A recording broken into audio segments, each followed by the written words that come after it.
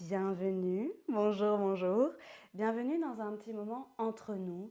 Et on est là pour le deuxième épisode. Je suis trop contente. Et comme à mon habitude, petit rituel, j'allume la bougie pour ce moment qu'on va partager. Je vais pouvoir reprendre mon micro dans la main. Et sur la première vidéo, j'ai capté que j'avais pas mis mon magnifique coussin ici. Je vous le mets là. Vous voyez à quel point il est beau. C'est une de mes sœurs de cœur qui me l'a offert. G, si tu te reconnais. Elle fait partie de la famille C d'ailleurs. Si vous avez regardé la première vidéo, vous savez de quoi je parle. Aujourd'hui, j'ai envie de vous parler du burn-out dans le bien-être. C'est un sujet dont on ne parle pas du tout, parce que ça peut paraître mais complètement fou de faire un burn-out à cause du bien-être. Et pourtant c'est la réalité. On est dans une société malade, je pense que je le répéterai dans tous mes épisodes, dans une société malade qui nous rend malade. Et donc en fait, on est toujours dans une recherche de performance, dans une recherche de productivité, dans une recherche d'auto-amélioration, etc. Et je ne dis pas que il y a du mauvais dans la performance, dans la productivité, dans l'auto-amélioration. Il y a un problème quand c'est excessif, comme absolument tout sur cette planète. Euh, je pense que aujourd'hui les réseaux sociaux désolé j'ai bugué, apportent dans notre quotidien tellement de stimuli que c'est extrêmement difficile pour notre cerveau de faire le tri. On a un système extraordinaire dans notre cerveau qui s'appelle le système réticulé activateur. Oui, alors ici, on va avoir des neurosciences, et on va avoir de l'humour, et on va avoir des concepts en psychologie, en sociologie, etc. C'est un peu tout qui infuse dans l'univers de coaching Laurine. Si jamais tu as des questions, tu les mets en commentaire. Donc, le système réticulé activateur, il fonctionne comment? Dans notre cerveau, en fait, c'est comme si on avait un filtre à tous les stimuli qu'on a au quotidien. Donc là, par exemple, je suis en train d'enregistrer cette vidéo. Et autour de moi, évidemment, il y a tout un décor, il y a du bruit, il y a de la lumière, il y a énormément de stimuli visuels, etc.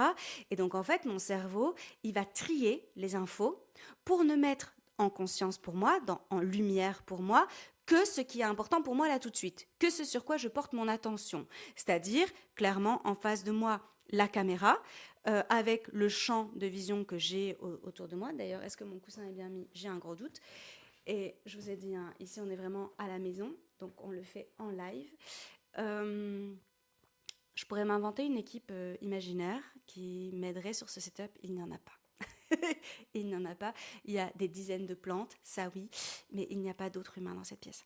Euh, donc, ce système réticulé activateur, il est fondamental pour ne pas mourir en réalité, pour ne pas être assailli par la quantité de stimuli face à moi et simplement de mettre, si vous voulez, sur le devant de la scène ce qui compte. Et c'est ce qui fait que généralement, on ne voit que ce qu'on croit. Et c'est pas je crois que ce que je vois. C'est pas juste saint Thomas d'Aquin ou je sais pas qui. Non, non. Donc je vois ce que je crois. Donc en fait, ici, là, maintenant, si pour moi c'est important, quand j'arrive dans une pièce, d'observer les points de lumière et les plantes, parce que pour moi ça c'est important dans, ma, dans mon approche kinesthésique par exemple de l'environnement, eh ben, je vais les capter partout dans les pièces où je vais chez les gens. Par contre, si je suis pas du tout intéressée par tout ce qui est, j'en sais rien moi, hi-fi, domotique et compagnie, donc tout ce qui est lumière, télé, machin, enfin tous les trucs qui sont électroniques, je vais pas les remarquer. Or, ils existent. Imaginez maintenant que vous êtes dans une rue de votre quartier. Dans une rue de votre quartier, et en fait, il y a un serrurier. Vous n'avez jamais eu besoin de serrurier de votre vie, et donc vous l'avez pas du tout remarqué.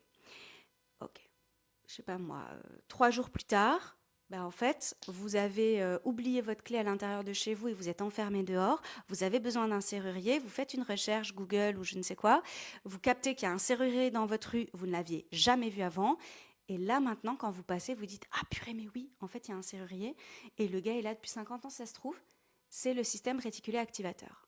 Et ça vaut pour absolument tout. Si vous êtes dans un projet grossesse, par exemple, eh ben, vous allez vous allez capter toutes les personnes qui sont enceintes autour de vous, toutes les femmes qui sont enceintes autour de vous. Elles étaient déjà enceintes avant, mais comme vous n'étiez pas dans ce projet grossesse, vous n'y portiez pas attention et donc le système réticulaire activateur a bien fait son job. Voilà, ça passe.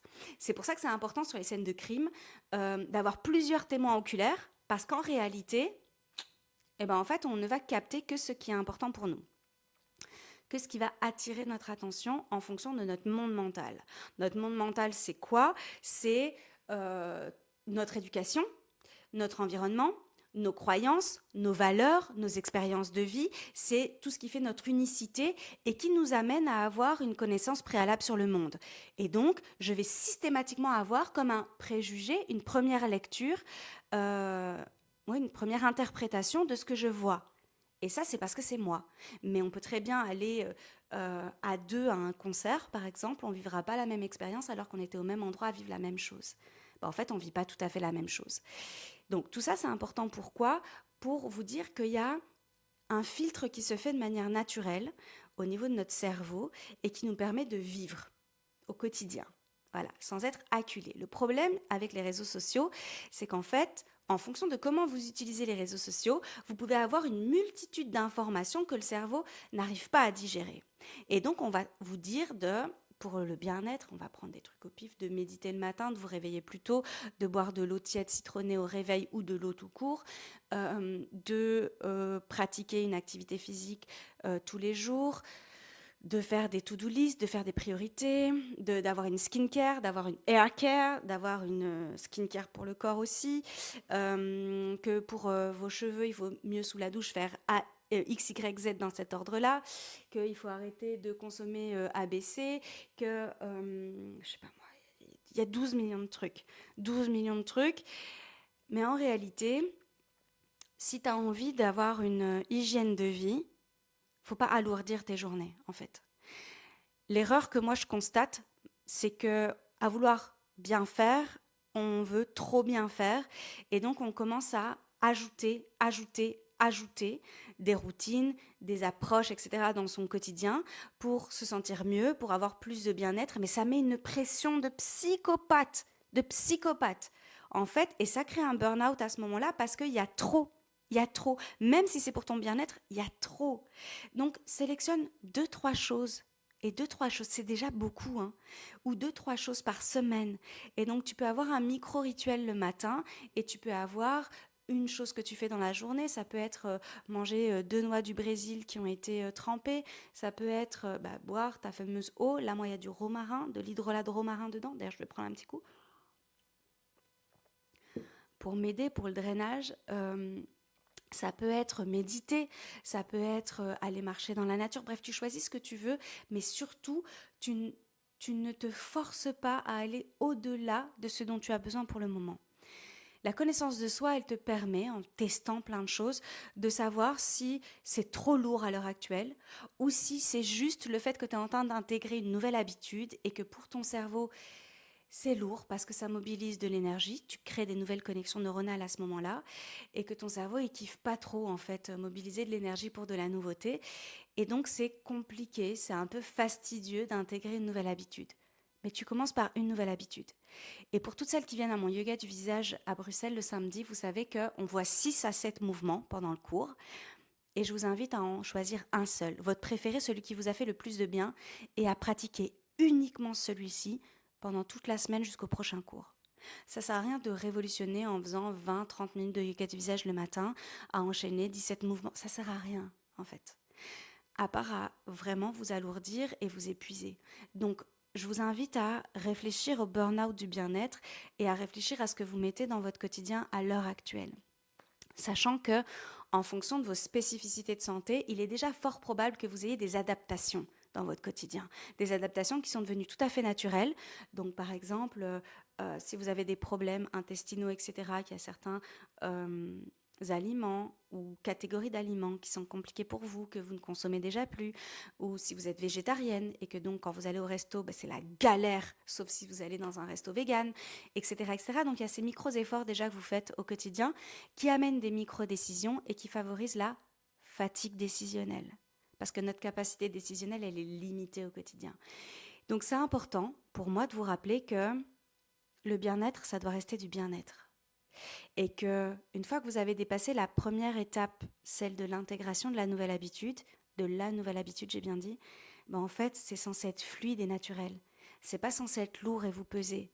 Et si vous vous mettez une pression pour cocher des cases dans votre checklist bien-être, il y a un problème. Ce que moi j'appelle la to-do list, DOX.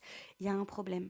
On ne recherche pas la performance dans le bien-être en fait. On cherche ce dont on a besoin à ce moment-là. Je préfère travailler avec des capsules bonheur. Vous listez toutes les activités qui vous ressourcent, qui vous rechargent, qui vous rassurent, qui vous réconfortent, qui vous motivent. Vous alimentez cette liste au fur et à mesure. Ça vous permet d'avoir une petite boîte au trésor et de pouvoir piocher, soit tous les jours, soit vous avez un rituel et vous piochez dans votre boîte à trésor de temps en temps. Mais en fait, vous ne vous surchargez pas, ni mentalement, ni dans l'action. Il y a trop de dérives aujourd'hui pour avoir une routine pendant 45 minutes ou 1 heure le matin. Tout le monde ne peut pas se le permettre et si vous ne pouvez pas, c'est pas grave du tout. 3 à 4 minutes suffisent déjà pour apaiser votre système nerveux. Si vous avez des enfants, si vous êtes maman solo, si vous avez des shifts qui changent toutes les semaines, etc., foutez-vous la paix en fait.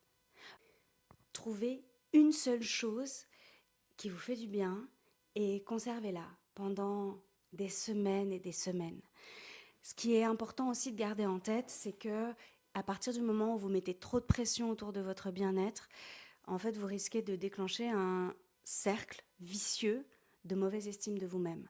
Si vous n'êtes pas capable d'aller courir 3 fois par semaine, si vous n'êtes pas capable d'avoir un rituel beauté chaque jour, si vous n'êtes pas capable de faire un batch cooking et de manger sainement 7 jours sur 7, etc., ça peut vraiment engendrer quelque chose de super négatif, une spirale en fait, et on arrive toujours au burn-out du bien-être. Donc c'est vraiment important d'être dans la légèreté et surtout dans la simplification. Donc ne commencez pas à tout révolutionner, à ajouter 1000 trucs dans votre journée. Euh, non, non et non.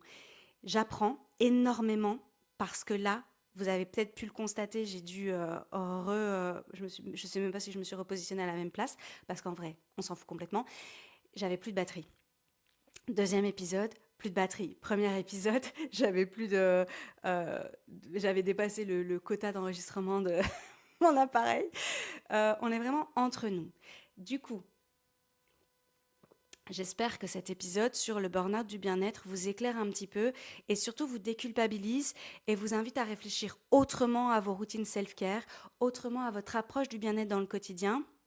C'est pas grave si vous faites pas 30 minutes de sport, faites 3 minutes. 3 minutes, c'est déjà mieux que rien. Arrêtez de vouloir être dans la performance pour le bien-être. Allez chercher l'équilibre et votre paix intérieure, c'est le plus important. Et évidemment, on peut le travailler ensemble. Mais l'objectif de cette vidéo, c'est vraiment, vraiment de vous inviter à ralentir. À ralentir à tout niveau. Si vos journées sont trop chargées, ralentissez. Si vos routines self-care sont trop chargées, ralentissez. Faites-vous du bien et écoutez vos besoins physiologiques d'être humain. On ne doit pas tout le temps être dans le faire et dans l'activité, la suractivité. Ça, c'est encore un autre sujet à aborder. Parce que la suractivité est tellement valorisée aujourd'hui que ralentir, c'est extrêmement mal perçu. Or, c'est ce dont on a besoin absolument. Bref, je pense que j'ai assez parlé autour du burn-out. Voilà, vous voyez, même ma bouche a du mal. Le burn-out du bien-être, c'est un sujet que je trouve fascinant parce que on part de quelque chose d'extrêmement positif et finalement on le transforme en quelque chose qui nous rend malade. Donc, cool. Si vous avez besoin de conseils, je suis là, évidemment. Surtout, prenez soin de vous, puis prenez soin des autres. En Chine, pour marquer la fin de ce deuxième épisode. On se retrouve en commentaire à nouveau. Ne me laissez pas toute seule et dites-moi à quel point ce moment entre nous vous a fait du bien, si ça vous a inspiré, ce que vous en ressortez, etc. Et on se retrouve pour un autre épisode, a priori dans 2 semaines, vendredi, 20h, sur cette même chaîne. Bisous boost.